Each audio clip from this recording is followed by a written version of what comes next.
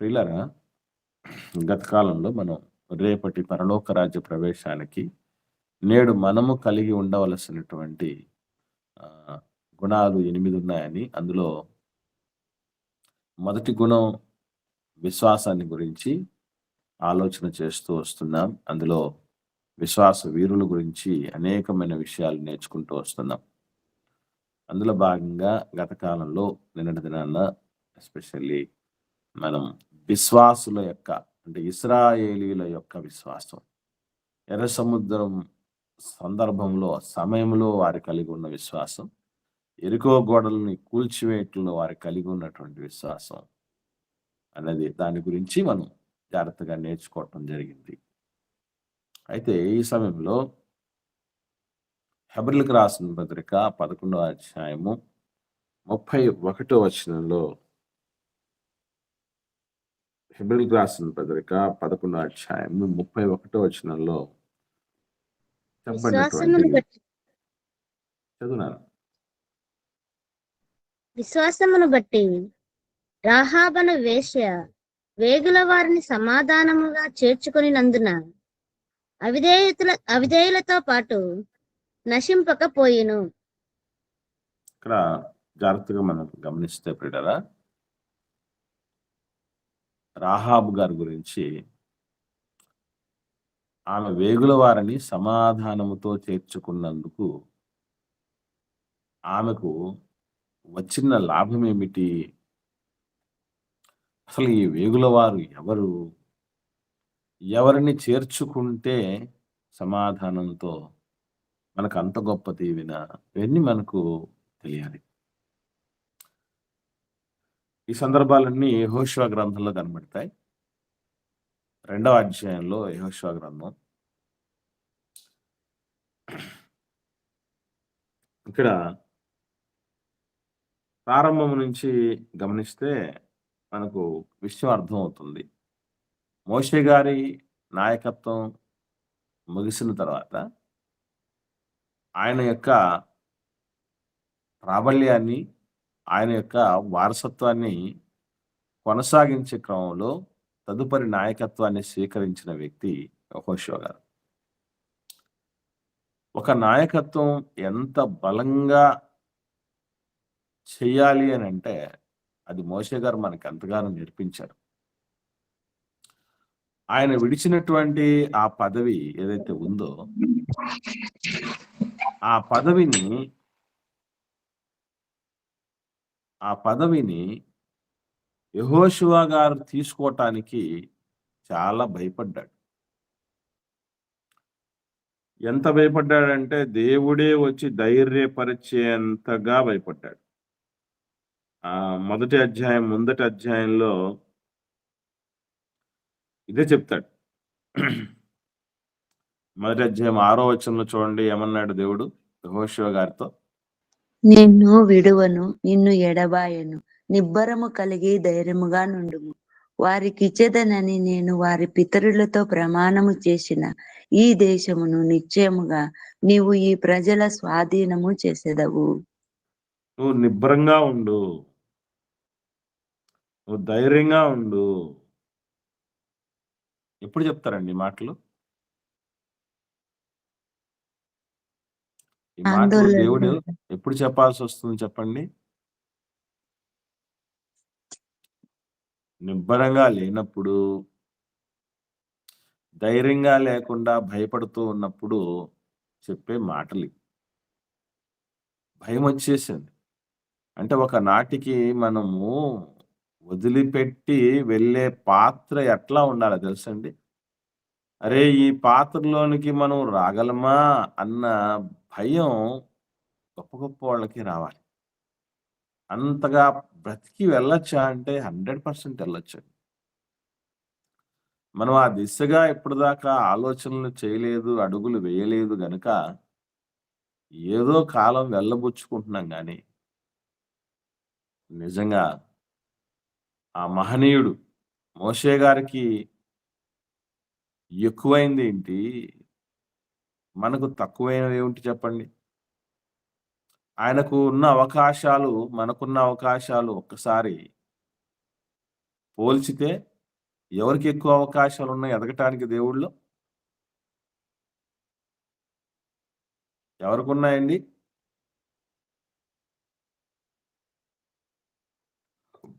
మోషే గారికి ఉన్నాయా? మనకున్నాయా? మనకున్నాయి. మనకే ఉన్నాయి. ఎందుకంటే మన పిల్లల్లో మగ పిల్లలు పుట్టగానే కానుపెట్ల మీద చంపేయండి అన్న ఆజ్ఞ లేదు మనకి. తప్పించుకున్నోళ్ళని తీసుకెళ్ళి నదిలో పడేయండి అనే ఆజ్ఞలు లేవు.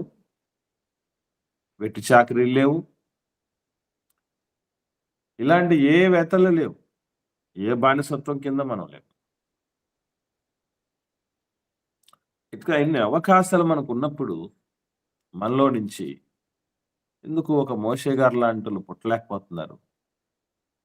దట్టు ఆయనతో పాటు ఉండి ఎన్నో విద్యలు, ఎన్నో అర్హతలు సంపాదించుకున్నటువంటి యెహోషువ గారు సైతం గడగడ వణికిపోతున్నటువంటి పరిస్థితులు కనబడుతూ ఉంటున్నాయి.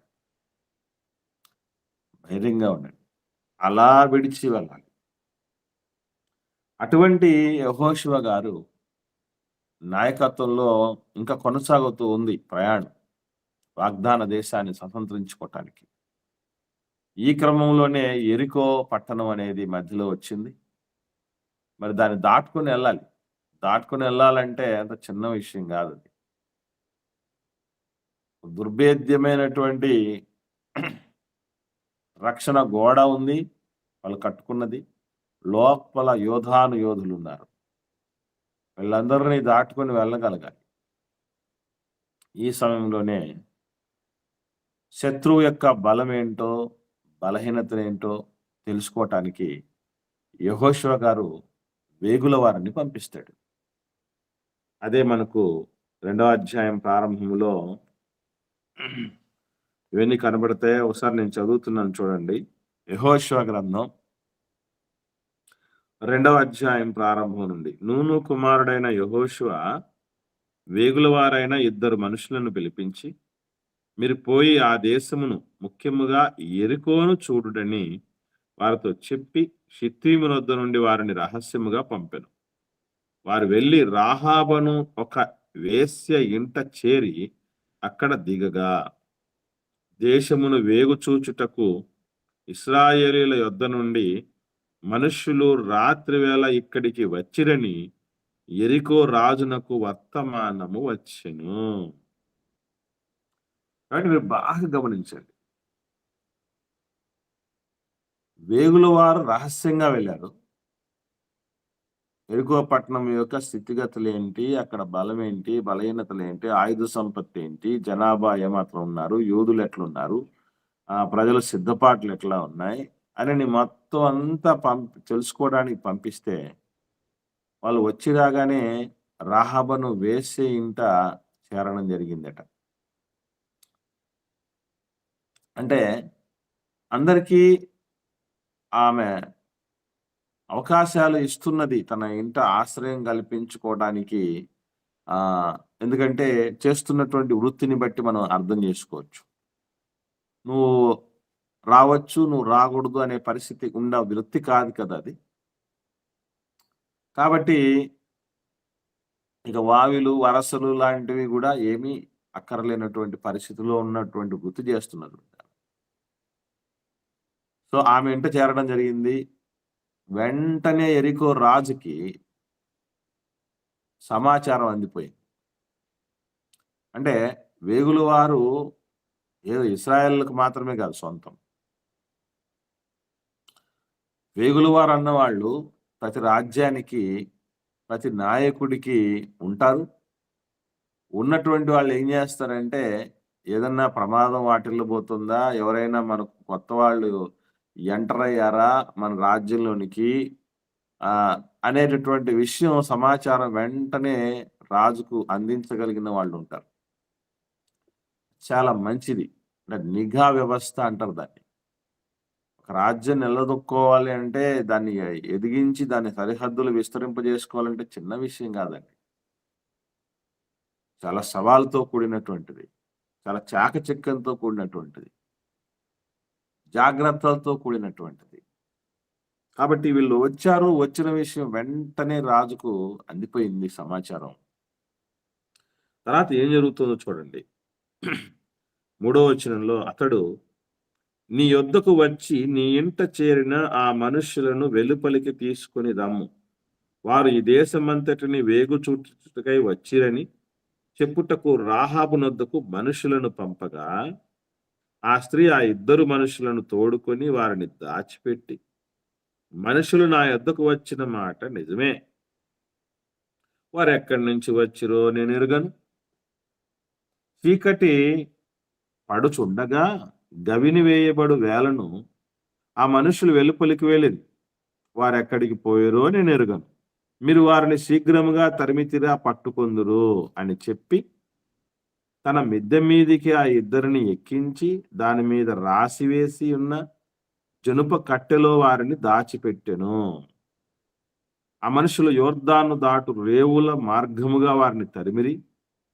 తరుముబోయిన మనుషులు బయలు వెళ్ళిన తోడనే గవిని వేయబడిను. చూడండి, ఇక్కడ జరిగినటువంటి ఒక ఇన్సిడెంట్.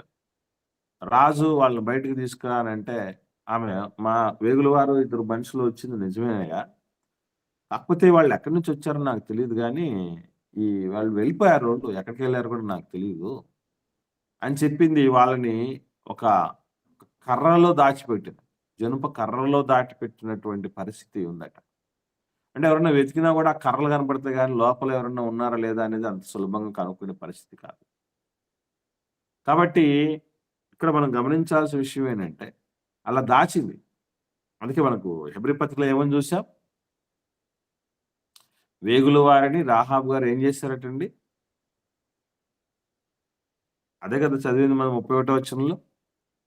హెబ్రీ పత్రిక 11వ అధ్యాయము 31వ వచనంలో చదివింది అదే కదండి. విశ్వాసమును బట్టి రాహాబను వేశ్య వేగుల వారిని సమాధానముగా చేర్చుకొనినందున అవిధేయులతో. చాలా ఇక్కడ సమాధానముతో చేర్చుకున్నది. ఫస్ట్ పాయింట్ ఏంటంటే ఆమె వాళ్ళు వచ్చిన పర్పస్ వ్యభిచారం చేయటానికి కాదు. వేసే ఇంటికి వ్యభిచార కారణాన్ని తప్ప వేరే కారణంతో వస్తే సర్వసాధారణంగా ఎవరైనా ఎందుకు యాక్సెప్ట్ చేస్తారు? కాబట్టి వాళ్ళు వ్యభిచారం చేయటానికి రాలేదు, అయినా సమాధానంతో ఆమె చేర్చుకుంది. వీళ్ళు ఏంటి, ఎవరు, ఏం సంగతి, ఇవన్నీ ఏమీ ఆరా తీయలేదు. ముందు వాళ్ళని సేఫ్ సైడ్కి తీసుకెళ్ళిపోయింది, వాళ్ళు దాచేసింది. వాళ్ళు ఒకవేళ ఎరుకురాజు కంటబడినటువంటి పరిస్థితి, ఎరుకురాజు పంపినటువంటి వ్యక్తులకు అప్పగించబడి ఉంటే వాళ్ళని చంపేసేవాళ్ళు. చంపేసి హెచ్చరికగా ఇశ్రాయేలుకి వాళ్ళని పంపించే, వాళ్ళ తలలు పంపించేటువంటి పరిస్థితులు ఉండేవి. కానీ ఆమె దాచిపెట్టింది. దాచిపెట్టి అయిపోయిన తర్వాత ఆమె చెప్పినటువంటి ఈ మాటలు మనం చూడగలిగితే యెహోషువ గ్రంథం 2వ అధ్యాయం 9వ వచనం 8 నుంచి చూద్దాం. 2వ అధ్యాయం 8వ వచనం నుండి, ఆ వేగుల వారు పండుకొనక మునుపు ఆమె వారున్న మిద్దె మీదికి ఎక్కి వారితో ఇట్లనెను, యెహోవా ఈ దేశమును మీకు ఇచ్చుచున్నాడనియు మీ వలన మాకు భయం పుట్టుననియు మీ భయం వల్ల ఈ దేశ నివాసులందరికీ ధైర్యము చెడుననియు నేనెరుగుదును. మనం గమనించండి, సాధారణంగా మనుషులను మనకున్న ఒక జాడ్యం ఏంటంటే తక్కువ అంచనా వేస్తాం. ఒక వేశ్య ఈ రీతిగా రియాక్ట్ అవుతుందని ఎవరైనా ఎక్స్పెక్ట్ చేస్తుంటారా? మీ దేవుడైన యెహోవా అని వాళ్ళు ఏమన్నా రాసుకొని ఉన్నారా? మా దేవుడు యెహోవా అని ఏమన్నా నుదుటి మీద రాసుకొని ఉన్నారా? లేదంటే ఏమన్నా మెడలో బెళ్ళేసుకున్నారా? ఏం చేశారు? ఎక్కడన్నా టాటూ వేసుకున్నారా దేవుడి పేరిట ఏమైనా? అరే ఏమీ లేదే. అంటే మనుషులను చూడగానే వీళ్ళు ఫలానా అని గుర్తించొచ్చా? గుర్తించగలరా ఎవరైనా? అంటే 100% గుర్తించొచ్చు. మన మాట తీరును బట్టి, మన ఆవేదనను బట్టి, మనం ఇచ్చే ఎదుటి వారికి ఇచ్చే విలువను బట్టి, వీటన్నిటిని బట్టి ఓ మనిషి వీడు ఎవడై ఉంటాడు అన్న అంచనాకు వస్తుంది. ఆ వేగుల వారు వచ్చి రాగానే ఏదో వాళ్ళ మెడలో బోర్డు కలిగి ఉన్నట్టు ఈజీగా కనుక్కున్నది మీ దేవుడు యెహోవా అని. అంత మాత్రమేగా వాళ్ళతో దాంతో పాటు ఏం జరిగింది అని అంటే, ఈ దేశాన్ని మీకు ఇవ్వబోతున్నాడు అని, ఇశ్రాయేలుకి ఇవ్వబోతున్నాడని ఇశ్రాయేలు నమ్మటమే కష్టం. కానీ ఇశ్రాయేలుకు దేవుడు దేశం ఇవ్వబోతున్నాడని ఒక పక్క రాజ్యంలో ఉన్నటువంటి, ఎంతో కాలంగా ఆ రాజ్యంలో ఉన్నటువంటి వాళ్ళలో దట్టు ఒక వేశ్య ఈ మాటలేంటి? ఈ ఆలోచనలేంటి? ఎంత మెచ్యూర్డ్‌గా ఉందామె. అంటే మనం అనుకుంటూ ఉంటాం. చదువులు చదవటం కంటే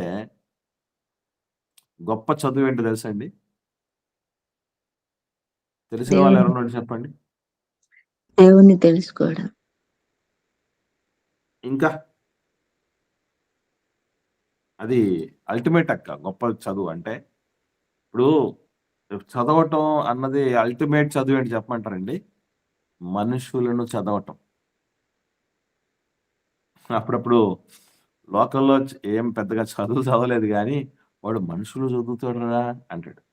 విన్నారా? ఈడు మనుషులు చదవచ్చా? మనుషులను చదవచ్చా? చదవచ్చు. చదవగలమా మనం అంటారా? 100% చదవచ్చు. ఇప్పుడు ఈ రాహాబు ఏం చేసింది చెప్పండి? ఆ వేగుల వారిని చదివేసింది. చదివేది. వేగుల వారి గుణగణాలు, వారిని చదివి ఆ! వారి గుణగణాలను, వారి ప్రవర్తనను, వాటి వెంటనే అంతని అసలు ఎంత చదివేసింది అనంటే, అబ్బో!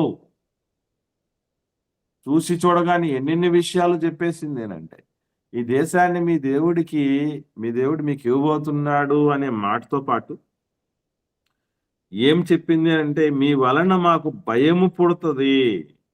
మీ భయం వల్ల ఈ దేశ నివాసులందరికీ ధైర్యం చెడుతుందని నేను ఎరుగుదును అని చెప్పి ఇంకా కిందకొస్తే ఏమంటదంటే 10వ వచనంలో, మీరు ఐగుప్తు దేశంలో నుండి వచ్చినప్పుడు మీ ఎదుట యెహోవా ఎర్ర సముద్రపు నీరును ఎలాగూ ఆరిపోజేసెను, యోర్దాను తీరమునున్న ఆమోరీయుల ఇద్దరు రాజులైన సీహోనుకును ఓగుకును మీరేమి చేస్తారో, అనగా మీరు వారిని ఎలాగ నిర్మూలన చేస్తారో ఆ సంగతి మేము వింటిమి. అంటే ఇశ్రాయేలీయులను నడిపించిన విధానములో ఎర్ర సముద్రాన్ని పాయలు చేయటం అన్నది ఎంత గొప్ప చరిత్రలో గమనించండి అది. అది హాట్ టాపిక్ అండి. అది నభూతో నా భవిష్యత్తు. ఏ దేవుడు నడిపించేటప్పుడు కూడా ప్రపంచ చరిత్రలో అంత శ్రేష్టమైన రీతిలో, అంత బలము కనపరిచే రీతిలో ఎవరూ చేయలేదు. కానీ ఇక్కడ వాళ్ళు నడిపించింది అడ్డొచ్చినటువంటి రాజులను ఏ విధంగా నిర్మూలన చేసింది అవన్నీ విన్నారట. అంటే యెరికో వాళ్ళందరికీ ఎవరి గురించి తెలుసు? దేవుని గురించి దేవుడి గురించి తెలుసండి. కాకపోతే గమనించాల్సిన విషయం ఇక్కడే కొసమెరుపు అంటారు దీన్ని. కొసమెరుపు ఏంటంటే, అందరూ వినటం మాత్రం విన్నారు గాని నమ్మలేదు సుమా. విన్న వాళ్ళందరూ నమ్మరు. గమనించండి. విన్న వాళ్ళందరూ నమ్మరు. ప్రార్థిస్తున్న వాళ్ళందరూ నమ్మేవాళ్ళు కాదు. దేవుడి సేవలో ముందుకొస్తున్న వాళ్ళందరూ నమ్మేవాళ్ళు కాదు. ఎందుకనంటే చిన్న ఎగ్జాంపుల్ చెప్తాను మీకు. నిజంగా యెరికో రాజు గాని, యెరికో పట్టణస్థులు గాని అలా దేవుని బిడ్డల శక్తి గాని తెలిసిన వాళ్ళైతే పట్టుకోవాలని వస్తారా వేగుల వారిని? వేగుల వారు వచ్చారు అని కనుక్కున్న వ్యక్తికి ఎక్కడి నుంచి వచ్చారో ఎవరో వాళ్ళు కనుక్కోలేరా? 100% కనుక్కోగలరు. తెలుసు వాళ్ళకి. కాకపోతే రాహాబు గారిలో ఉన్న విశ్వాస్య పరిమాణం రాజుతో సహా, యెరికో రాజుతో సహా, యెరికోలో ఉన్న యోధులకు సైతం తెలియని సంగతి. గుర్తుపెట్టుకోండి. ఆమె ఏం జరిగిందట 11వ వచనంలో అంటున్నారు, మేము వినినప్పుడు మా గుండెలు కరిగిపోయెను. మీ దేవుడైన యెహోవా పైన ఆకాశమందును క్రింద భూమి యందును దేవుడే. మీ ఎదుట ఎట్టి మనుష్యులకైనను ధైర్యము ఏ మాత్రము ఉండదు అని మాట్లాడుతూ ఉన్నది. ఏంటిది? పైన ఆకాశంలో దేవుడు. ఎరికో పట్టణస్థులకు దేవుడు వాళ్ళకంటూ సొంత దేవుళ్ళు లేరా అంటే కావాల్సినంత మంది ఉన్నారు. కానీ ఆమె అసలు ఒక వేశ్య మాట్లాడే మాటలేనవి ఎంత మెచ్యూర్డ్గా మాట్లాడుతుంది ఆమె. మీరేంటో మీ చరిత్ర ఏంటో మాకు తెలిసా, తర్వాత మీరు ఆ రాజులకు ఏం చేశారో, దేవుడు మిమ్మల్ని ఏ రీతిగా నడిపిస్తూ వస్తున్నాడో అవన్నీ మాకు తెలుసు. ఇంకా ఆలోచన చేస్తే ఇంకా ఏమేమి విషయం చెప్తూ వచ్చింది అని అంటే, మీ దేవుడు పైన ఆకాశం కింద భూమి మీద కూడా దేవుడు. జస్ట్ ఎరుకో పట్టణానికో ఏదో కర్ణానికో మాత్రమే కాదు. ఆకాశం ఎంత పెద్దది, ఆకాశం ఎంత పెద్ద, అక్కడ కూడా దేవుడే.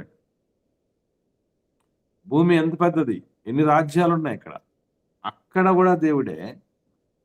మీ ఎదుట ఎవ్వడు నిలబడలేడయ్యా. ఈ మాటలు చెప్తున్నటువంటి పరిస్థితి ఏమండి, చిన్న విషయం ఇక్కడ గమనించాలి. ఈమెకు ఎవరో ఏం చేశారటండి, ఎవరో ఏం చేశారని రాయబడింది చెప్పండి. చెప్పగా వింటిమి. ఆ సంగతి మేము చెప్పగా వింటిమి అంటే ఎవరో చెప్పేవాళ్ళు ఉండాలి. గుర్తుపెట్టుకోండి. మనం అనుకుంటాం ఎవరికైనా చెప్తే వాళ్ళు ఏం వింటారులే, వాళ్ళు ఏం ఆలోచన చేస్తారులే, ఏం వస్తారులే అనుకుంటాం. అస్సలు ఆలోచన చేయకూడదు. వేశ్య వింటదా అసలు?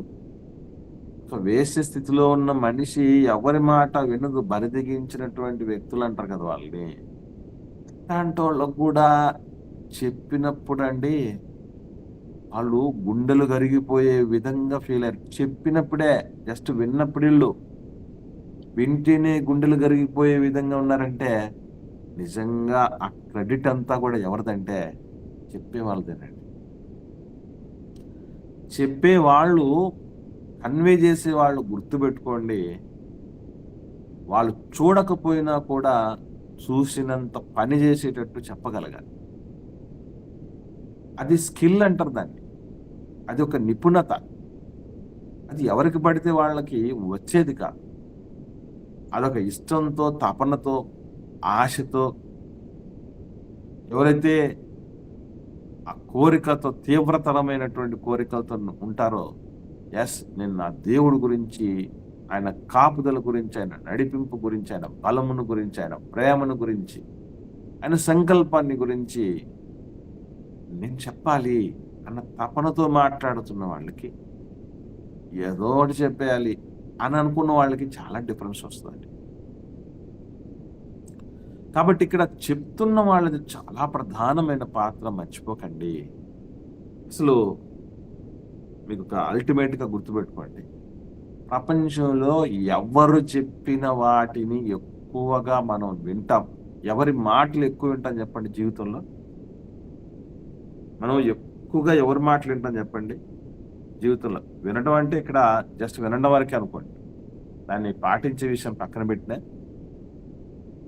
జస్ట్ వినడం వరకు ఎవరి మాటలు ఎక్కువ మన చెవిని పడతాయి చెప్పండి?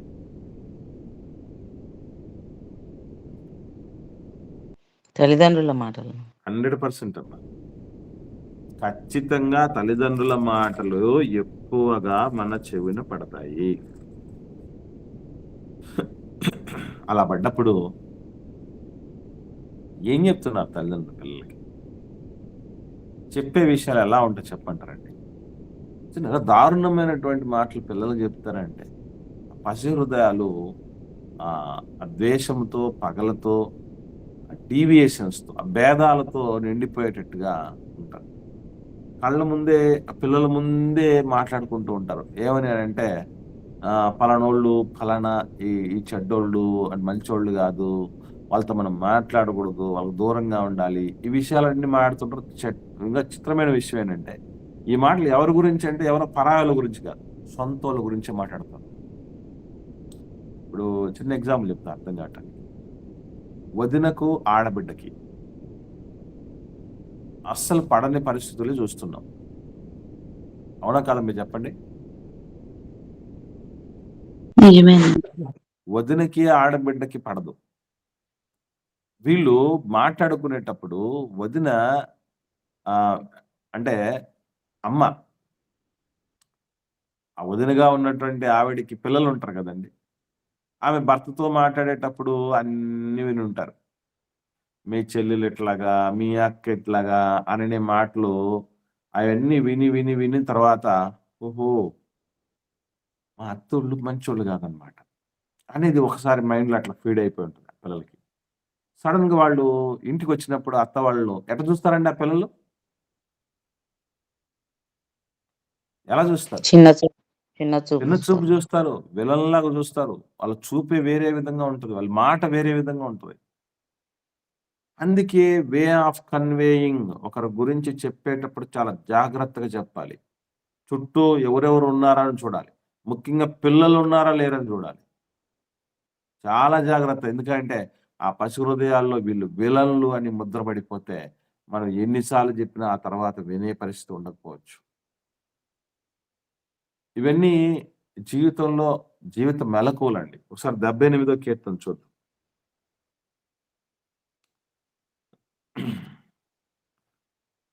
ప్రారంభం నుంచి చూద్దాం. 78వ కీర్తన ప్రారంభం నుంచి. నేను చదువుతున్నాను చూడండి. 78వ కీర్తన ప్రారంభం నుండి. నా జనులారా నా బోధకు చెవియొగ్గుడి. నా నోటి మాటలకు చెవియొగ్గుడి. నేను నోరు తెరచి ఉపమానము చెప్పెదను. పూర్వకాలపు గూఢవాక్యములను నేను తెలియజెప్పెదను. మాకు తెలిసిన సంగతులు మా పితరులు మాకు వివరించిన సంగతులను చెప్తాను. ఎవరు చెప్పారట వీళ్ళకి? పితరులు చెప్పారట. పితరులు చెప్పింది. అసలు చిన్నప్పటి నుంచి అండి మళ్ళీ మనం గమనించుకుంటే ఎప్పుడు మన నోటి నుంచి వచ్చే మాట ఏంటి తెలుసండి? అమ్మ చెప్పింది, మా నాన్న చెప్పాడు. ఈ మాటలే ఎక్కువ వచ్చాడు తెలుసా మీకు? నాకు మా నాన్నగారు చెప్పిన సంగతులే ఎక్కువ అండి. మా అమ్మగారి కంటే మా నాన్నగారు చెప్పిన సంగతులే ఎక్కువ.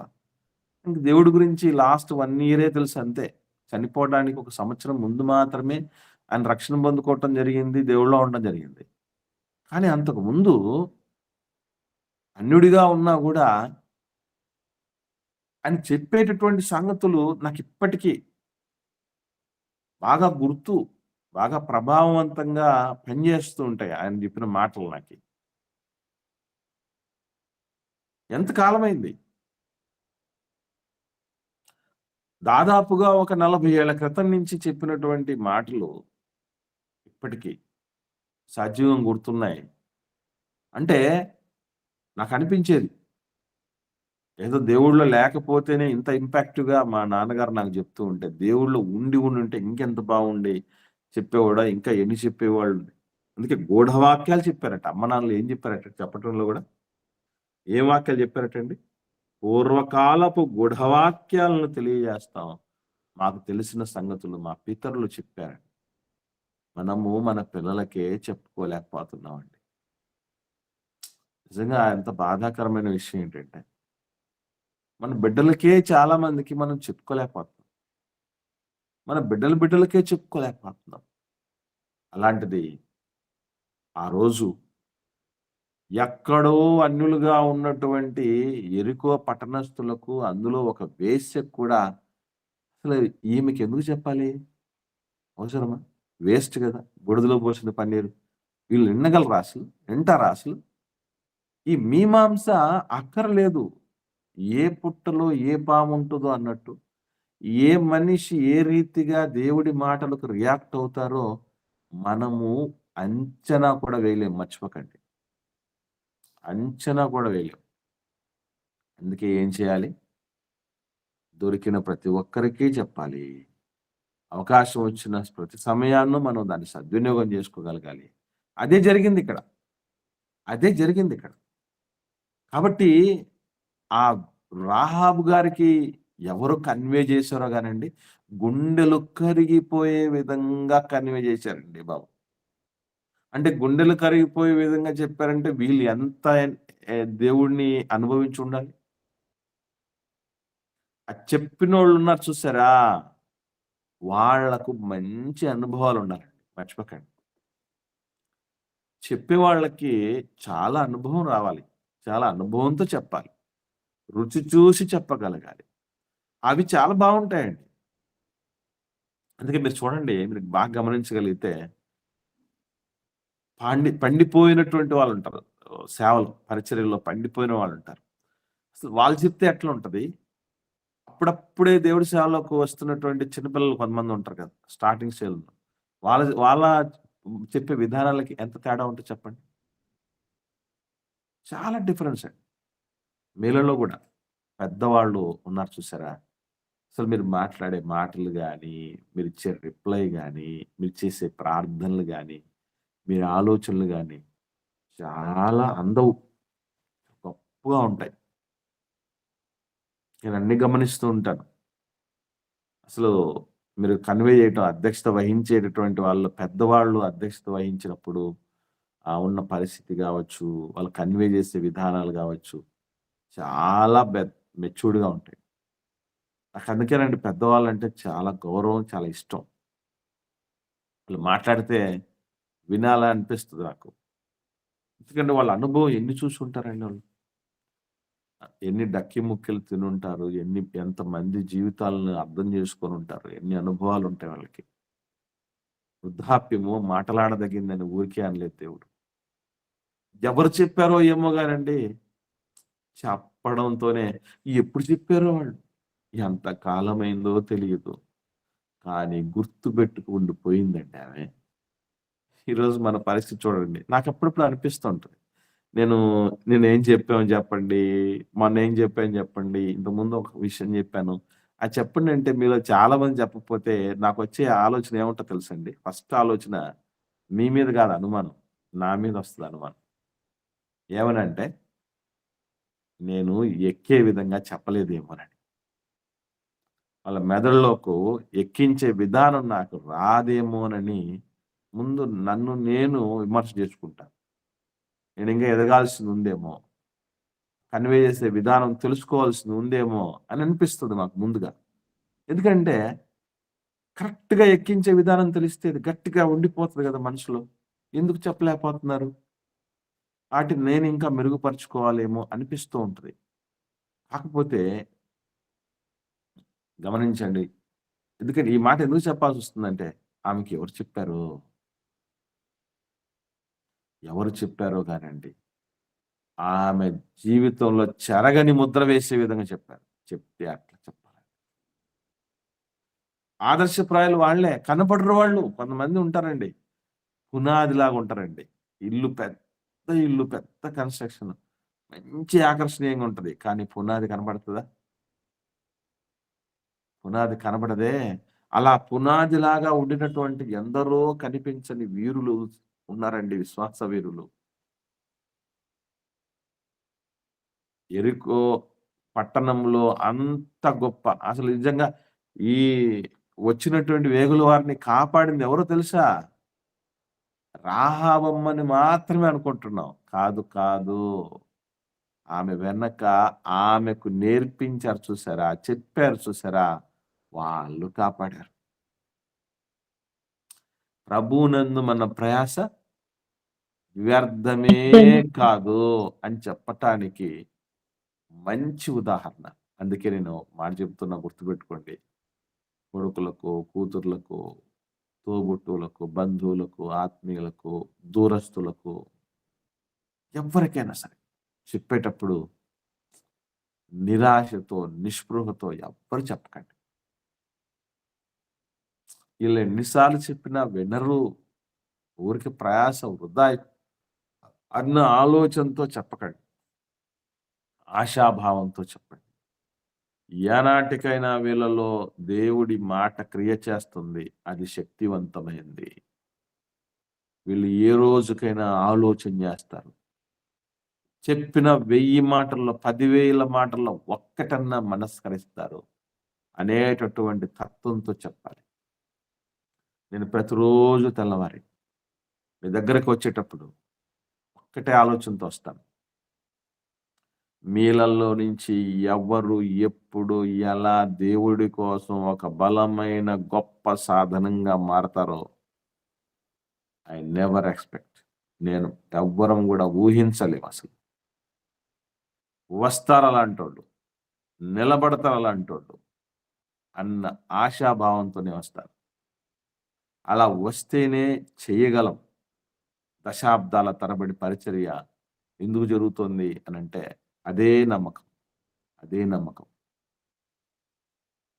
ఎప్పుడో ఓ 15 ఏళ్ల క్రితం నేను దేవుడి గురించి చెప్పినటువంటి సంగతులు కొంతమంది కనబడి పిల్లలు చెప్తూ ఉంటారు. పలానా రోజున నేను అప్పుడు చెప్పింది నేను మర్చిపోయి ఉంటాను.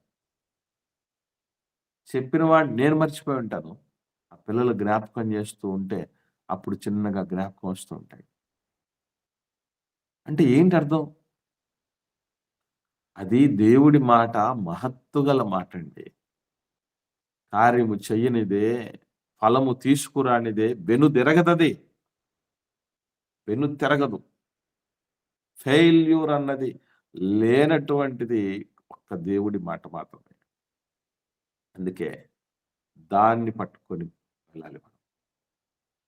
ఆ రాహాబు గారికి చెప్పినటువంటి ఆ మహానుభావులు ఎవరో ఒకసారి వాళ్ళని కలుసుకోవాలని, వాళ్ళని చూడాలని ఏం చెప్పారో మీరు ఎలా కన్వే చేశారో తెలుసుకోవాలనిపిస్తుందని అనిపిస్తుంటది. 25 ఏళ్ల సేవ అనుభవం కలిగినటువంటి నాకు కలుగుతున్న ఆశది. ఎట్లా చెప్పారబ్బా! సాధారణ ప్రజలే నమ్మడానికి పరిస్థితులు బాగుండవే.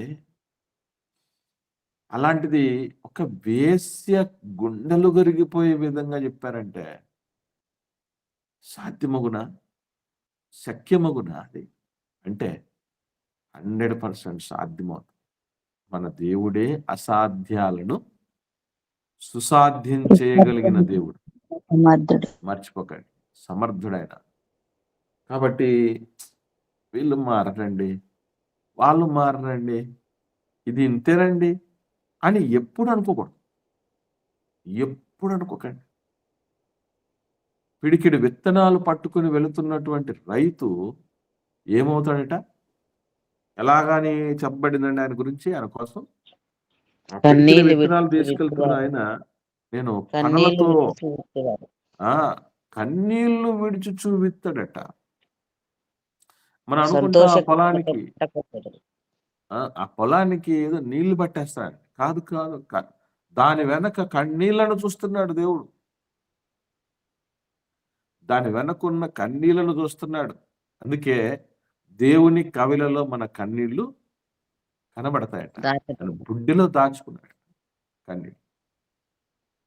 ఎవడు చూస్తాడులే నా బాధను అనుకోకండి. చూసే దేవుడు, పట్టించుకునే దేవుడు, సమాధానం ఇచ్చే దేవుడు, పరిస్థితులు అనుకూలపరిచే దేవుడు పరలోకమందు ఒకడు ఉన్నాడని ఎప్పుడు మర్చిపోకూడదు. ఈ వేశ్యకు చెప్తే ఇదేం వింటుందిలే అని అనుకోనుంటే ఆ వ్యక్తులు ఎవరైతే చెప్పారో ఆమెకి పరిస్థితి మరో విధంగా ఉండేది. మనం ఎవ్వరిని కానీ అంచనా వేయకూడదు. దట్టు తప్పుగా అంచనా వేయకూడదు. మర్చిపోకండి. తప్పుగా అంచనా వేయటమే తప్పు. వద్దండి. అందులో ఒక పాజిటివిటీని ఆలోచన చేస్తాం మనం.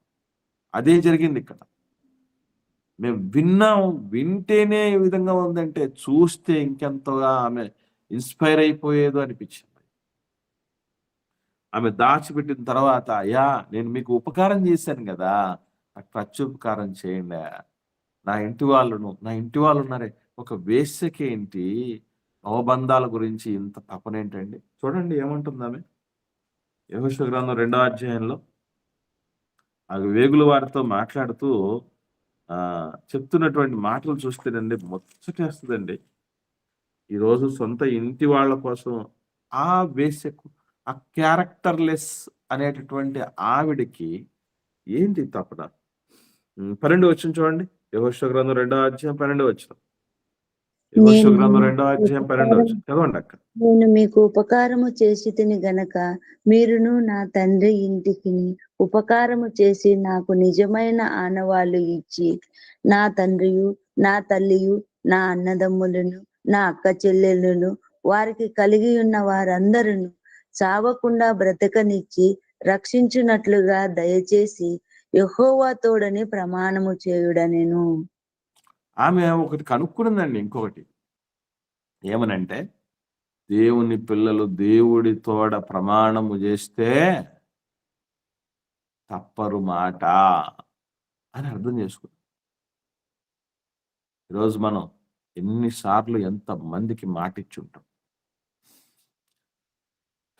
డిసెంబర్ 31 తారీఖు ప్రతి సంవత్సరం మాటిస్తాం కదా! వాగ్దానాలు మనం తీసుకుంటాం అనుకుంటారు చాలామంది. మనం ఇస్తాం దేవుడికి వాగ్దానాలు. ఇచ్చేసి వచ్చామా లేదా? 2025 రాత్రుల్లో ఇచ్చేసి వచ్చాం దేవుడికి ఆ వాగ్దానం. చూసుకో దేవా అది చేస్తాం, ఇది చేస్తాం, అట్లుంటాం, ఇట్లుంటాం చూసుకో. సంగతి ముందులా కాదు ఇప్పుడు. 2.0 అయిపోయింది పరిస్థితి. అడ్వాన్స్డ్ వర్షన్‌కి వచ్చేసాం అని రకరకాలుగా చెప్పి ఆయనకు వాగ్దానాలు ఇచ్చేసి వస్తాం. మాటే ఉందండి. కానీ ఇచ్చాము అంటే దేవుడికి నేను మాటిచ్చా. చాలామంది మాటిచ్చిన వాళ్ళు బయటికి చెప్పరండి. ఎందుకు చెప్పంటారా? చెబితే దొరికిపోతాం చేయకపోతే. అంతే కదా! మాట దేవుడికిచ్చిందో అది అందరికీ చెప్పరు. ఎందుకు తెలుసా? అది చెయ్యకపోతే దొరికిపోతామని. నా దేవుడికి నేను ఓ మాటిచ్చా. ఏమనంటే, నాయన ఎవ్వరు నా జీవితంలోకొచ్చినా భార్య, పిల్లలా, ఇంకొకరా, డబ్బా, హోదానా, స్థాయా, పరపతి ఏ వచ్చినా కూడా నీ నుంచి దూరం చెయ్యనివ్వను. నేను దూరం అవ్వను. నీదే ఫస్ట్ ప్రియారిటీ. నీకోసమే నువ్వే వెలిగించావు. నీకోసమే వెలగాలి. అది దేవుడికి ఆ రోజు ఇచ్చిన మాట. ఆ మాట ప్రకారమే పోవాలి. దేవుడి కోసం మనం ఏదైతే మాట ఇవ్వడానికి సిద్ధపడ్డామో, ప్రమాణం చేసేసామో దానికి కట్టుబడి ఉండాల్సిన పరిస్థితి. ముఖ్యంగా పురుషులు, స్త్రీలు దేవుడికి ఇచ్చిన మాట నిలబెట్టుకునే వాళ్ళ కాదని చెప్పడానికి ఒక చిన్న క్లూ చెప్తాను మీకు. ఒక చిన్న సూచన చెప్తాను. గమనించి ఆలోచన చేయండి. ఆ చిన్న అంటున్నాం కానీ అది చిన్నది కాదు. చాలా పెద్దదైతే. ఏంటో తెలుసా అండి? మనం కూడా నిండు పెద్ద గ్యాదరింగ్‌లో ఒక ప్రమాణం చేసేసి వచ్చేసాం. వచ్చి కూడా చాలా కాలం అవుతుంది మనకి. ఎక్కడ చేశాం చెప్పండి? మ్యారేజ్‌లో అన్న పెళ్లి చేసుకునేటప్పుడు. వెరీ గుడ్ అమ్మ. Very good. నిజంగా ఆ పెళ్లి ప్రమాణాలు రెగ్యులర్‌గా ఆడియో పెట్టుకోవాలండి. నీకు ఇప్పుడు వరకు జరిగినేటివి వదిలేస్తే ఇక మీదట పెళ్ళిళ్ళు చేసేవాళ్ళన్నా గుర్తుపెట్టుకోండి. ఆ అమ్మాయి, అబ్బాయి ఇద్దరూ ఇస్తున్న ప్రమాణాలు మాత్రం హెచ్‌డీ క్వాలిటీలో రికార్డింగ్ చేసి అవి మాత్రం జాగ్రత్తగా ప్లే చేసుకునేటట్టు చూడండి. అది చాలా అవసరం. ఈరోజు సమస్యలన్నీ రావడానికి ముఖ్యమైన కారణం ఏంటంటే అదే. నిన్ను ప్రేమించి, నిన్ను ఘనపరిచి, నిన్ను తప్ప ఇంకొకరిని జీవితంలో ఎవ్వరిని నేను ఎంటర్‌టైన్ చెయ్యనని ఎన్ని మాటలు చెప్తారండి. ఇది మొదలుకొని చావు మనలను ఎడబాపు వరకు ఎడబాపు వరకు. అంటారు కదా! అసలు అక్కడే చాలు. మన మాటను ఏమాత్రం నిలబెట్టుకున్నాం అనుకోడానికి. ఆ రోజు మాట దేవుడికి ఇచ్చేసాం. నా భార్యకి నేనిచ్చాను. నిన్ను ప్రేమిస్తాను, నిన్ను సంరక్షిస్తాను, నిన్ను పోషిస్తాను, నా స్వాస్థ్యమంతా నీకు ఇస్తాను అని ఏదైతే మాట చెప్పామో అది ఎప్పుడు గుర్తురావాలి తెలుసా అండి? ఎప్పుడు గుర్తురావాలి తెలుసా? అనుభవం పెద్దవాళ్ళు చెప్పండి. ఏ టైంలో గుర్తురావాలి చెప్పండి అలాంటి? బాధ కలిగినప్పుడు, రోగం వచ్చినప్పుడు. దీనికంటే ముఖ్యంగా అమ్మ, దానికంటే ముఖ్యంగా గొడవలైనప్పుడు.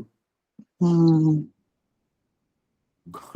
గొడవలైనప్పుడు ఇది గుర్తు రావాలి మనకి ముందు. అవి రావండి, అవి రావు. అందుకే అలా ఉంటాయి జీవితాలు. కాబట్టి వద్దండి, చాలా కోల్పోయాం ఇప్పటికి. దేవుడి పేరిట ప్రమాణం చేయండి అయ్యా. ప్రమాణం చేస్తే మీరు మాట తప్పరు. దేవుడి పర్వతం మీద అతిథిగా ఉండగలిగిన వాడు, దేవుడి గుడారంలో అతిథిగా ఉండగలిగిన వాడు ఎవడంటే 15వ కీర్తనలో చాలా గొప్పగా చెప్తాడు. నష్టము ప్రమాణం కలిగినను చేయగా మాట తప్పదు. మాట తప్పడు అని. నష్టము నష్టము కలిగినను కలిగినను మాట మాట తప్పడు. Very good. నష్టం కలిగిన మాట తప్పడు. నష్టం కలుగుతుంది మాట ఇచ్చినాం. ఎవరికో ఇచ్చిన మాటల విషయం పక్కన పెడతాం ముందు. ఆ దేవుడికి ఇచ్చిన మాట సంగతి ఏం చేద్దాం? కట్టుకున్న వాళ్ళకి ఇచ్చిన మాటల సంగతి ఏం చేద్దాం? బాప్తీసం తీసుకున్నప్పుడు అందరి సమక్షంలో దేవుడికి ఇచ్చాం కదా, ఆ మాటలకి ఏం చేద్దాం? ప్రమాణం చేయండి అయ్యా. మీరు ప్రమాణం చేస్తే దేవుని బిడ్డలు కదా, మీరు తప్పరు.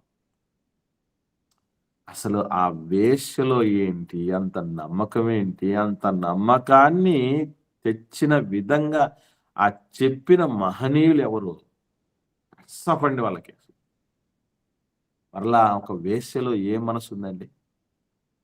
నా అమ్మ నాన్నలు, నా అక్క చెల్లెళ్ళు, నా అన్నదమ్ముళ్ళని ఏం పరితపిస్తుందండి ఆ తల్లి? ఈరోజు ఆ వేశ్య కాని వాళ్ళలో కూడా సొంత కుటుంబం గురించి అంత తపన ఉందా మనకి?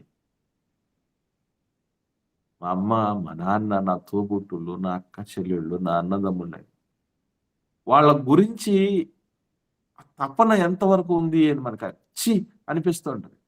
ఒక వేశ్యలో ఉన్న తపన మనలో లేకుండా పోయింది కదా అనిపిస్తుంది. స్టీవెన్సన్ గారు ఒక పాట రాశాడు. మీలో ఎంతమంది విన్నారు నాకు తెలియదు, కానీ మంచి పాట. నా జనులైన వారెవరు నాశనమునకు పోవలదు, భారతదేశ ప్రజలెవరు ఉగ్రత బారిన పడవలదు, దీవించుము దీవించుము భారతదేశాన్ని, రక్షించుము రక్షించుము నా దేశ జనాంగాన్ని అని రాశాడు.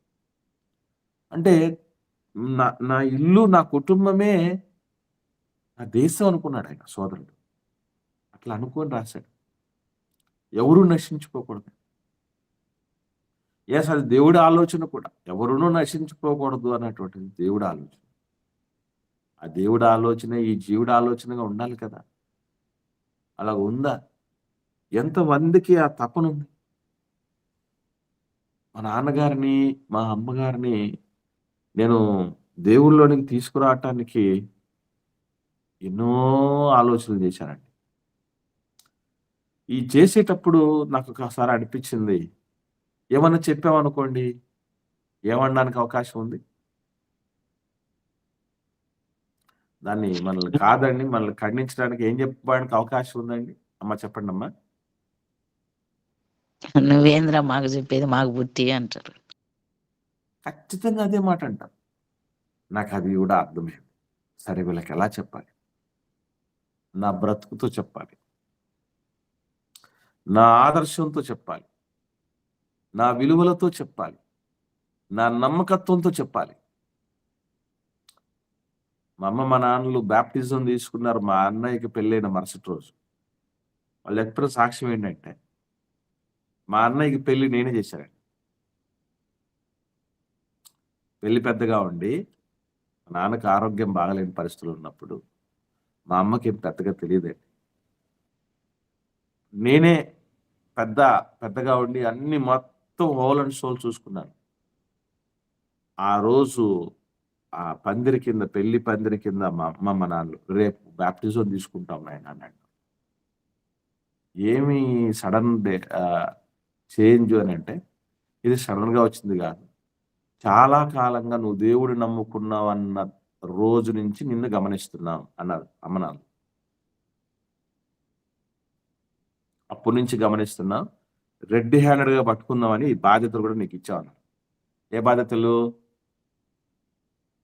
పెళ్లి చేసిన బాధ్యతలు. అన్నయ్యకి పెళ్లి చేసిన బాధ్యతలు ఇచ్చేసావు. ఎక్కడైనా అంటే మొత్తం డబ్బులు అన్నీ టోటల్, ఇంకా డబ్బులు ఎక్కడైనా నొక్కేస్తావేమో అన్నీ చూస్తున్నాయట మా నాన్న. నాకు తెలియదు అసలు. మొత్తం అంతా కూడా నీట్గా రాసుకొని, అయినటువంటి ఖర్చుల విషయం రాసుకొని చేసుకొని అంత సజావుగా ప్రాబ్లం లేకుండా ఖర్చుల విషయమనే కాదు, అరేంజ్మెంట్స్ విషయం అన్నీ చూసుకొని చేసేసరికి మాకు చాలా ముచ్చటేసింది నాయన. దేవుని నమ్ముకుంటే ఇటు ఉంటారేమో అనిపించిందిరా. మేము కూడా అలా ఉండాలనిపించింది. బాప్తిసం ఇచ్చే రేపు తీసుకుంటాను. అంటే కొందరికి కన్వే చేసే విధానం మనకు తెలియాలి. నాకు అప్పుడు అర్థమైంది, నోటి మాట కంటే జీవితంలో చూపించే ఆదర్శం చాలా బలంగా పనిచేస్తుంది. మనం అనుకుంటాం మన మన భక్తిని కానీ, మన ప్రేమను కానీ, మన ఆదర్శాలను కానీ, మన త్యాగాలను కానీ ఎవరు చూడరేమో అనుకుంటాం. నెవర్. అన్నీ చూస్తారు, అన్నీ గమనిస్తారు, అన్నీ లెక్కలేసుకుంటారు. ప్రపంచం పిచ్చిది కాదు, ప్రపంచం తెలివిలేనిది కాదు. రాహాబను వేస్తే కూడా ఆలోచించగలదు. గుర్తుపెట్టుకోండి, ఆలోచించగలదు. ఆ తపన, సొంత వాళ్ళని కాపాడుకోవాలని తపన మనకు ఉండాలండి. అదేనండి రేపు మనల్ని బతికించి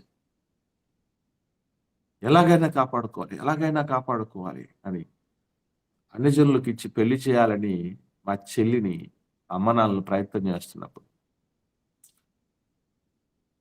అప్పటికి మా అన్నయ్య నేను మాత్రమే మారుమనసు పొందున్నాం.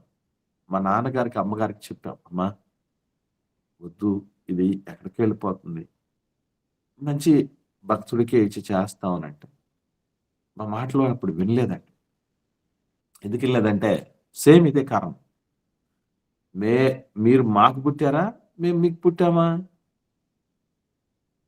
మీకేం తెలుసు ఆ కుర్ర కుంకల్లారా అని వాళ్ళు అప్పుడు అంటే నాకు అప్పుడు అనిపించింది, ఓహో ఒకరికి ఏమన్నా చెప్పాలంటే ఏముండాలి, ఏముండాలని అనుభవం ఉండాలి, అనుభవం ఉండాలి, వయసు ఉండాలి. ఈరోజు ఒకనాడు పరిచర్య ప్రారంభంలో నేను మాట్లాడుతున్నప్పుడు ఎవరు వచ్చి మాట్లాడుతున్నా ఒక మాట అనేవాళ్ళు, బాగా చెప్పావు నాయన, బాగా అర్థమైంది అనే మాటల కంటే ముందు ఒకటి వినపడేది బాగా. ఏమన్నా తెలుసా? చిన్నవాడివైనా చిన్నవాడవైనా బాగా చెప్పావు, చిన్నవాడైనా బాగా చెప్పావు, చిన్నవాడైనా బాగా. ఇది విని విని విని ఇప్పుడు 5 ఏళ్ళు అయిపోయింది. ఇప్పుడు అనరు, ఇప్పుడు అనలేరు. ఎందుకనంటే ఆ కన్వే చేసే వయసు వచ్చింది. అందుకే మీరు చూడండి పరిచర్య. ఇప్పుడు చిన్న డౌట్ గమనించండి, 12 ఏళ్ల వయసులోనే యేసుప్రభుల వారు శాస్త్రుల పరిచయాల మధ్య ఉండి వాళ్ళ ప్రశ్నలు అడిగి వాళ్ళతో జవాబులు చెప్పుకుంటూ దేవుడి గురించి ఉన్నతంగా చెప్పాడు. విన్నటువంటి వాళ్ళందరూ ఆశ్చర్యపడ్డారు కదా, ఆయన ప్రజ్ఞకు ప్రత్యుత్తరమునకు ఆశ్చర్యపడ్డారని రాయబడింది కదా. మరి అప్పుడే పరిచర్య మొదలు పెట్టచ్చు కదా యేసుప్రభుల వారు. 30 ఏళ్ల దాకా ఎందుకు ఆగాల్సి వచ్చింది? ఆ 30 ఏళ్ల దాకా ఆగి మాట్లాడితేనే నీకు ఇంకా 50 ఏళ్ళైనా లేవే అన్నారు. అవునా? నీకు ఇంకా 50 ఏళ్ళైనా లేవే అంటే 50 ఏళ్ళ నుండి మాట్లాడితే వినడానికి అవకాశం ఉందా? ఉంది. నేను ఇప్పటికంటే ఇంకా కొన్నాళ్ళ తర్వాత మాట్లాడితే దానికి ఇంకా విలువ ఉంటుంది. రేపు పెద్ద ఆయన మాట్లాడుతున్నారు అంటే మాటకు కాకుండా కనీసం మనం దేనికన్నా విలువ ఇవ్వాలంటారు చాలా మంది. వయసుకైనా విలువ ఇవ్వాలి కదా అని అంటారు. చూసారా, నాకు తెలిసి మంచి అనుభవజ్ఞుడు చెప్పి ఉండాలి ఆమెకి. ఎందుకంటే అంత పెద్ద ఆయన చెప్పినటువంటి పరిస్థితుల్లో ఉండేనే వినడానికి అవకాశం ఉండదు. ఎందుకంటే వయసులో ఉన్నాడు చెప్పాడు అనుకోండి, నీలాంటి వాళ్ళని నేను ఎంతమంది చూసి ఉంటానరా అనడానికి ఉంటది. ఒక తండ్రి స్థానంలో ఉన్నటువంటి వ్యక్తి చెప్పిన పరిస్థితులు ఉంటే ఎంత లేదే చెప్తానులే పెద్ద ఆయన అనే అవకాశం ఉంటుంది. అందుకే మీరు గమనించండి. మాకంటే గుర్తుపెట్టుకో, ఇప్పుడు మాకు ఉన్నటువంటి అనుభవం కంటే పెద్దవాళ్ళు కొంతమంది ఉన్నారు చూసారా? మీరు మాట్లాడాలి. పెద్దవాళ్ళు చెప్పాలి. నేర్పించాలి. మాదేముందిలే నాయనా అనుకోకూడదు మీరు. నాకంటే పెద్దవాళ్ళు ఎవరైతే ఉన్నారో వయసులో వాళ్ళకి చెప్తున్నాను నేను. మాదేముంది అనుకోండి. అంతా ఉండేది మీదే. ఉన్నదంతా మీదే. అది ఫిక్స్ అయిపోయింది మైండ్‌లో. ఆ రోజు అద్భుతం రాహాబని వేశ్య ఆమె జీవితం ఏమైపోయిందో తెలుసా అండి? ఆమె తల్లిదండ్రులు, ఆమె అక్కచెల్లెలు, ఆమె అన్నదమ్ములు అందరూ సేఫ్ అయిపోయారు. యెరికో పట్టణమంతా అగ్ని కీలలకు ఆహుతైపోతే వీళ్ళు మాత్రం సేఫ్‌గా బయట ఉండడమే గాదు. ఈమె ఎక్కడ తేలింది తెలుసా ఆఖరికి? యేసుక్రీస్తు వంశావళిలో తేలింది. మత్తయి సువార్త 1 అధ్యాయం 5, 6 వచనాలు చూడండి. దీనంతటికి ఒకటే కారణం అండి. చెప్పేవాళ్ళు ఉన్నారు. వాళ్ళ యొక్క ఆ చలువ అంటారు చూసారా? ఏవండి? ఆ చలువ అంటారే, వాళ్ళు చేసిన ఈ చలువే ఈరోజు ఎంత గొప్ప అంటే వేగులవారు, ఇశ్రాయేలీల యొక్క వేగులవారు కాపాడబడ్డారు. దాంతో పాటు రాహాబు అనే ఆవిడ ప్లస్ వాళ్ళ అమ్మ నాన్నలు, వాళ్ళ అక్క చెల్లెలు, వాళ్ళ అన్నదమ్ములు. నాకు ఇప్పటికీ ఒక డౌటే. వేశ్యగా ఉన్నామా, పలానోళ్ళు వచ్చారు, వాళ్ళు నేను దాచిపెట్టాను. వాళ్ళు ఈ విధంగా వస్తారు మరలా యెరికో పట్టణాన్ని నాశనం చేస్తారు. ఆయన నేను వాళ్ళ దగ్గర నుంచి నేను మాట తీసుకున్నానమ్మా. అన్నయ్య, అక్కయ్య, తమ్ముడు, చెల్లి నేను మాట తీసుకున్నానే. కాబట్టి మనకి ఏం భయం లేదంటే, కానీ వాళ్ళు కూడానండి వేశ్యవు నీ మాట ఎట్లా నమ్మాలి మేము అనే మాట ఒక్కరు కూడా అనకుండా వాళ్ళు నమ్మారే. అక్కడ ఆశ్చర్యం అనిపిస్తుంది నాకు. వేశ్య వినడం ఒక ఆశ్చర్యకరమైన సంగతి అయితే, వేశ్య మాట విని అమ్మ నాన్నలు వాళ్ళందరూ కూడా అమ్మతో పాటు రక్షించబడ్డం వండర్ఫుల్ థింగ్. మన దేవుడే అంతేనండి. ఆశ్చర్యాలకు కేర్ ఆఫ్ అడ్రస్ మన దేవుడు. ఆయన మాత్రమే ఆశ్చర్యకారాలు చేయగలిగినటువంటి. మా ఊర్లో నన్ను చూసినటువంటి ప్రతి ఒక్కరికి ఆశ్చర్యం. ఎందుకనంటే వారి మనసు పొందకముందు ఏ విధంగా ఉన్నానో, ఎలా తిరుగుతూ ఉన్నానో వాళ్ళు తెలుసు, వాళ్ళు చూశారు. వారి మనసు పొందిన తర్వాత నువ్వేనా అని అంటూ ఉంటే, ఆహా, ఆ మార్పు దేవుడు తెచ్చింది. ఆ మార్పు ఆ దేవాది దేవుడు మనలో జీవితంలో కలగజేసింది. ఎంత ఆశ్చర్యకరంగా నిలబెడతాడు జీవితాలంటే ఈరోజు మనల్ని చూసినప్పుడు ఎవరైనా అలాగ అనుకోవాలి. మన మాటల్ని బట్టి, మన బ్రతుకులను బట్టి, మన ఆదర్శాలను బట్టి, మన త్యాగాల్ని బట్టి, మన నిర్ణయాలను బట్టి, మన నడవడికను బట్టి రావాలి అన్నట్టు. చూడండి, మత్తయి సువార్త 1 అధ్యాయం 5, 6 వచనాల్లో నయస్సోను షల్మానును కనెను, సల్మాను రాహాబునందు బోయేజును కనెను. అంటే బోయేజుకు తల్లి అయిందండి. బోయేజు గారు అంటే మీకు తెలుసు కదా. నిజంగానండి ఎంత అద్భుతమైనటువంటి క్యారెక్టర్ అంటే ఓల్డ్ టెస్టిమెంట్ లో యేసు ప్రభుకు ఛాయ, ఒక నీడ లాంటి వాడు అని చెప్పాడు బోయేజు గారు. ఆ రోజు దిక్కుమొక్కు లేనటువంటి స్త్రీకి గొప్ప జీవితం ఇచ్చాడు కదా రూతమ్మకి. అలాగే దిక్కుమొక్కు లేనటువంటి సంఘానికి గొప్ప జీవితాన్ని ఇచ్చాడు యేసు ప్రభుల వారు. వీళ్ళిద్దరి మధ్య అంత పోలికలు ఉంటాయి. అతి బోయేజుకు తల్లి. అసలు ఎప్పుడైనా మీరు గమనించారు లేదో, ఇంత గొప్పోడుగా బోయేజు ఉన్నాడంటే ఆయన వెనక ఎవరున్నట్టు చెప్పండి. ఇప్పుడు అమ్మ ఉంది, రాహాబు అమ్మ ఉంది. ఎంత అద్భుతంగా పెంచింది. పెళ్లి కాకముందు వేరొక స్త్రీ వెంట పడకుండా క్యారెక్టర్ కలిగిన వాడిగా, ఊరిలో పెద్ద మనిషిలాగా, వయసులో ఉన్న యవన బిడ్డని ఒక పెద్ద మనిషిలాగా పెంచిందండి తల్లి. ఎందుకనంటే ఇదన్నంతటికి కారణం ఒకటేనండి. ఎవరో చెప్పారు చూసారా, క్రెడిట్ అంత వాళ్ళే. అందుకే ఈ స్థానం దేవుడి గురించి నేర్పించే స్థానం ఉంది చూసారా, అది చాలా గొప్పది ప్రియులారా. చాలా గొప్ప స్థానం. అందుకే దానికంటే మించింది మరొకటి లేదనుకుంటూ ఉంటాను నేను. దానికంటే మించినటువంటి స్థానం మరొకటి లేదనుకుంటూ ఉంటాను నేను. ఐఏఎస్లు, ఐపీఎస్లు, గ్రూపులు, ఏమండి రాజకీయ నాయకులు, వీళ్ళందరిది లిమిటెడ్ పీరియడ్ అండి. కానీ దేవుడు మాలాంటి వాళ్ళకి ఇచ్చిన స్థానం ఎంతటి తెలుసా అండి? నీ నీ ఓపికరా, నీ జవసత్వాలు ఉన్నంత వరకు, నీ ఒంట్లో ఊపిరున్నంత వరకు, సత్తు ఉన్నంత వరకు నువ్వు నా ప్రతినిధిగా ఉండు అని దేవుడు మాకు ఇచ్చిన ఆధిక్యతది. ఉద్యోగస్తుడిగా నేను రిటైర్డ్ అవ్వచ్చు, 62 ఏళ్లకు గవర్నమెంట్ పంపించవచ్చు, కానీ దేవుడు పంపడలాగా నీకు శక్తి ఉన్నంత వరకు నా ప్రతినిధిగా ఉండిపో, వెలిగిపో అని చెప్తుంటాడు. అందుకే అది భాగ్యవంతమైంది. ఎప్పుడు ఎవరిలో అది పని చేస్తుందో మనం తెలియదు, కానీ ఖచ్చితంగా పనిచేస్తుంది. ఖచ్చితంగా పనిచేస్తుంది, అది నమ్మాలి. కాబట్టి ప్రియులారా, అంతగా యేసుక్రీస్తు వంశావళిలో వేశ్యగా పేరు పొందినటువంటి ఆవిడ యేసుక్రీస్తు వంశావళిలో చేరిన ఒక పితరురాలిగా మారిపోయింది అని అంటే ఆ తల్లిలో ఎంత గొప్పతనం, ఆమెలో మార్పు తెచ్చినటువంటి ఆ మాట్లాడిన వాళ్ళలో ఉన్న గొప్పతనం. ఈరోజు ఏ స్థితిలో మనం ఉండాలి అయితే అట్ట మార్పు తెచ్చిన వాళ్ళలోనే ఉండాలి, అట్టి మార్పు నొందిన వారిగానైనా ఉండాలి. ఈ 2 విధానాల్లో ఏ విధంగా ఉన్నా మనం విశ్వాస వీరులం అవుతాం, వీరులం అవ్వక తప్పదు. అది రాహాబు గారి కోసం.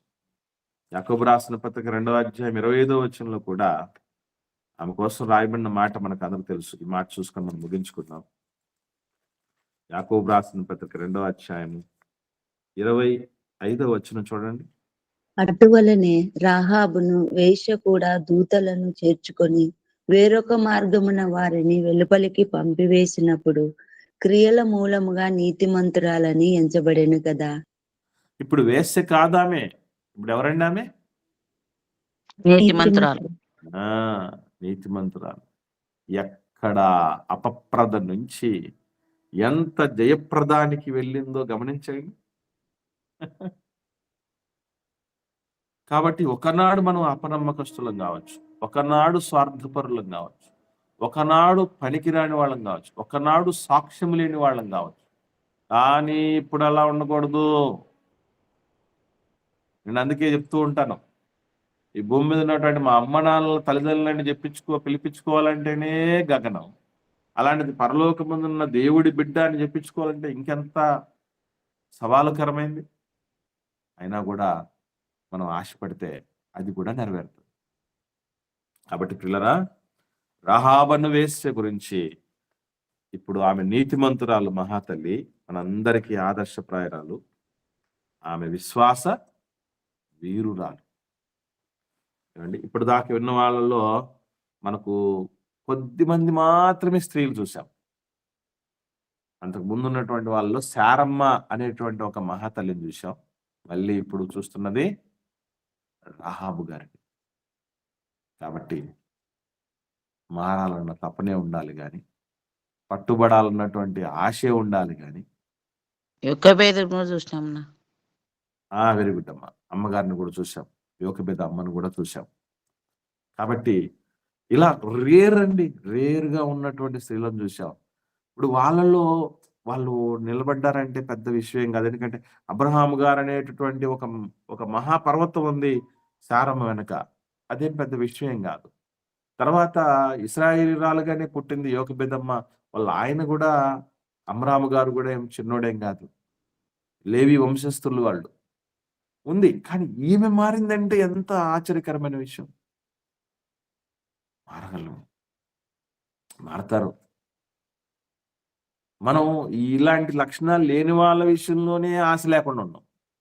అందుకేనండి, ఆశ లేకుంటే ఏమి చేయలేమండి. ఆశగా పనిచేస్తాం, ఫలం పొందుకుందాం, దేవుళ్ళకు పాత్రలు అవుదాం, వెలిగిన వాళ్ళు అనేకులు వెలిగిద్దాం. ఓకే అండి, మంచిది. ఎవరికైనా ఏమైనా ఈ పాఠం విషయంలో సందేహాలు ఉంటే అడగండి. లేని పక్షాన అధ్యక్షుల వారు సమయం తీసుకోండి.